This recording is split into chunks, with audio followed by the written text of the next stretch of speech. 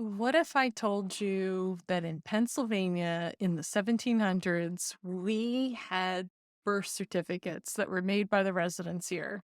I know this sounds strange, but they did make their own official, for themselves, birth certificates. And I'll give you some help in this episode to tell you where to find them, what they're called, and who exactly was making these certificates.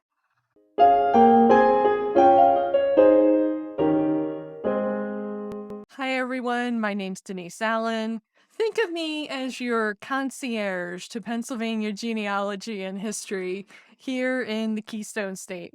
Today, I am going to talk about some unusual records that not a lot of people know about here called Fractor. That's what we call it, Fractor. Fraktur. It's an unusual word, and it usually means that script that Germans wrote in way back when they first came over to America. It's got thick lines and thin lines to it. That was known as Fractor. But we also use it here to describe a particular kind of folk art, also by the German speakers here in Pennsylvania. So I want to talk about it in this episode because those early German speakers, who we call the Pennsylvania Germans or the Pennsylvania Dutch, people fight about which name to call them. Believe it or not, I know you think in genealogy we never argue about anything, but yes, we argue about this term too. But anyway, those folks who came here early when Pennsylvania was a colony brought with them this tradition of making these certificates to celebrate the birth of their children and also to celebrate their marriages. They also have examples of this fractor that was just manuscript practice or maybe noting graduation in school. It could be done for a lot of things, but as genealogists, we really, really, really want these like birth records because it names the parents. And in genealogy, we're always trying to go back as far as we can and look for some sort of evidence of who was related to who the brothers and sisters and mothers and fathers, and trace them all the way back to the countries that they came from.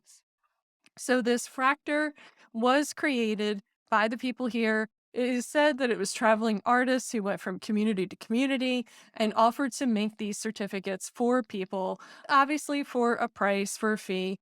We don't know how much it was, but they can tell from analyzing this folk art that there is similar looking trends across it and probably similar artists.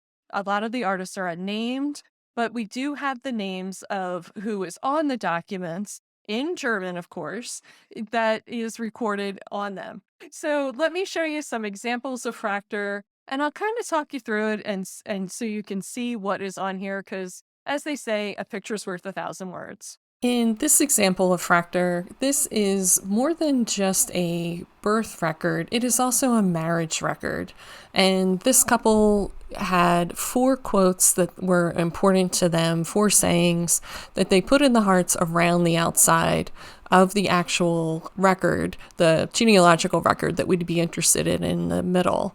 The 4 sayings that they chose to put on here have fortunately been translated for us into English, so we don't have to try to read this German from the 1700s, or actually the 1800s.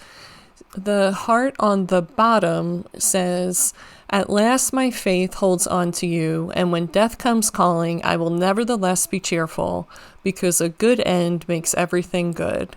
And then it includes the date 1814. The heart on the right says, "If I call on you, Lord, in need, you are with me on my path. If cross and sadness trouble me, my cries will move you right away." The heart on the top is a quote from the Bible, and it says, "Remember me, my God, for good," to be read in the book of Nehemiah, chapter 13, verse 31. And for the heart on the left, it's another Bible quote, and it says, "For where your treasure is, there will be your heart also." Luke chapter 12, verse 34. And then it also adds in the year 1814. The genealogical part in the middle that we're interested in says the following. It says, "Katerina was born to Christian and honest parents in Pennsylvania in Brothers Valley Township in Somerset County in the year of our Lord, 1793, the 25th of November. Her parents were Johannes Stutzman and his wife Anna, a born Spectrerin. Daniel Esch and Katharina Stutzman were married in the year of Christ, 1814, the 3rd of April, and on the same day were united in marriage. God may give them much good fortune and blessing and a healthy long life in peace and harmony. So a really wonderful sentiment and a way to memorialize their marriage and also give us the information on Katerina. It's often hardest to find the parents and the maiden names of our female ancestors, and this Fractor provides a great way to do it. Now, the question is, where is this Fractor and where do I find it? Well, with a lot of things genealogy that are not government documents, they're more private collections, you're going to find that this Fractor is all over the place. So with government documents, we're going to find records of our people in the place where they lived. So if they lived in Pennsylvania, their records would be with the Pennsylvania state government if it was a government record, right? We're going to have it somewhere in a county archives or at the state archives, or if it's a large city like Philadelphia, in the city archives, right? That is very clear. But when it comes to private records, things like church records, someone's personal papers, diaries, letters, family Bibles, maybe business records from a railroad or a steel company, those could be anywhere. We hope that they're somewhere here in Pennsylvania, but the reality is if it went with a family member, especially the personal papers, across to another state, out of the country, and that person died there, that's likely where those papers lie. So the Fractor, if it was passed down in families, could be in any archive. It just really, it could be anywhere. And that's not very helpful to you. So I do have something more helpful to tell you about where to find this Fractor, because you're thinking, I have Pennsylvania German ancestors. I really want to know if any of my family, my ancestors, are named on any of these documents. Well, here's the other place to look for Fractor. It has been digitized a lot because it's folk art and it's easy to digitize. It's not very large. It's larger than a normal 8.5 by 11 certificate. It might be more like 14 by 18, sometimes 14 by 16 or 12 by 16. So not huge to deal with. And because it's on paper, a little bit delicate, a lot of archives or museums that have this Fractor have went ahead and digitized it. And the wonderful part is they've digitized it in full color. So as a genealogist, when we find these digital copies, we can just see it in its full glory and don't have to try to guess using a black and white or grayscale what the colors might be actually on the document, and just hope that we find the original someday. So if you can find these digital copies, they're just as great as looking at the original. And sometimes it's better, quite frankly, because you can zoom in on it and zoom back out, which you can't really do if you're looking in a museum through a glass case at a document. I mean, I guess you could get really close to it and put your nose on the glass, put your reading glasses on and, bring a magnifying glass, but it's just not as convenient. And the people in the museum will look at you funny, but anyway, these digital copies of Fractor have been done by, as I said, museums and archives. One of the most easiest and famous places to get this digital Fractor is the National Archives in DC. When men fought in the Revolutionary War, they went to apply for pensions, or their widows did. And to prove the relationship to the soldier, they would submit these Fractor documents as proof. So later on, when archivists opened up these Revolutionary War pension files to digitize them, to put up on Fold 3, they found the full color Fractor. So they've digitized that full color Fractor, and you can find it on the National Archives site. It is, as I mentioned, considered folk art, which means it's art done by everyday people. It's not art done by quote unquote artists. I don't even know, quite frankly, who's considered an artist and who isn't. I'm not that fancy of a person. To me, if someone creates something of beauty that other people enjoy, it's art. I know. I'm just completely violating the rules. But back to your Fractor. So it was found in Revolutionary War pension files and put up that way.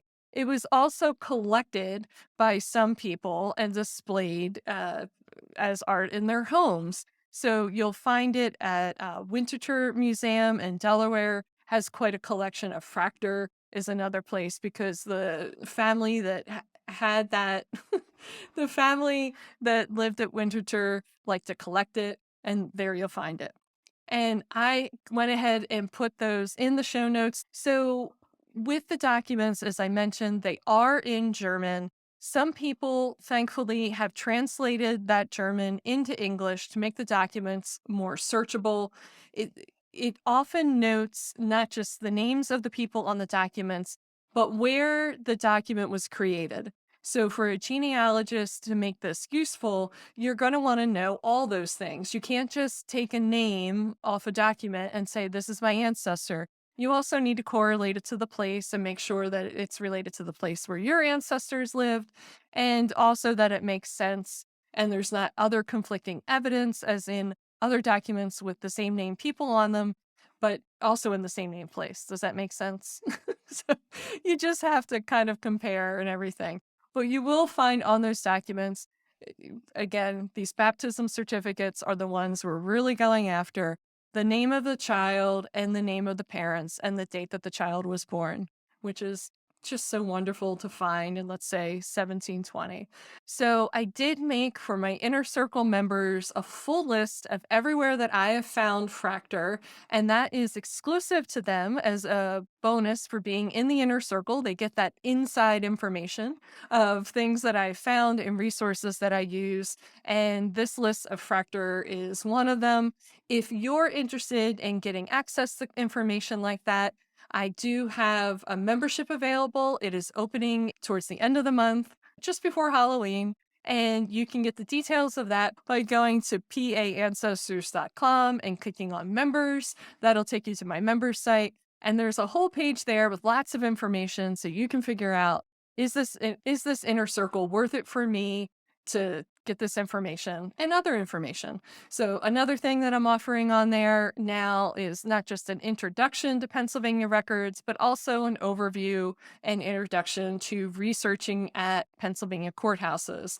So if you're unsure of what to get at a Pennsylvania courthouse and to go in the doors of that building with confidence, because I love going with confidence. I don't like walking in kind of going, ah, I can help you with this course, which I'm just calling Research Pennsylvania Courthouses with Confidence. So I will help you research those records. I'll explain to you all the county offices, all the records that are available, what years they're available, and how you actually access them. Some of them are online, but the majority are not online. I know this is so frustrating if you live out of state, but even if you live out of state, I can tell you exactly what's at that county courthouse and how to access it so you can email them directly and get the information that you want, right? You can confidently and securely ask them without sounding silly or unsure and all those things that we never want to sound like when we're researching. I know I've been there. I hope that helped you with your research in early Pennsylvania. Now, this is just our German speakers who participated in making these documents. I haven't found it among the other major ethnic groups that were here in the 1700s, meaning the English, the African Americans, the Scots Irish, the Native Americans. I haven't seen it done for any of those groups. And if you've run across Fractor that was done for them, I'd love to see it.